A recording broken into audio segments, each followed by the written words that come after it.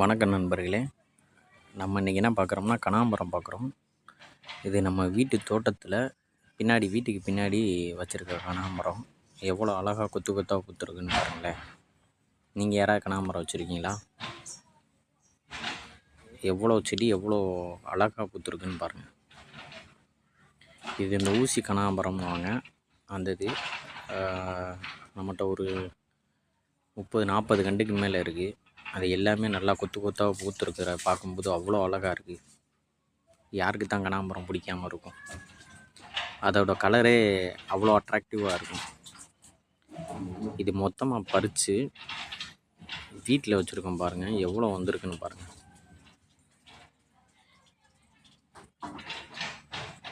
அவ்வளவும் பின்னாடி பிடுங்கினது, இவ்வளோ கொத்து கொத்தாக பறித்தது ஒரு 2-3 முழம் வந்திருக்கும் நண்பர்களே.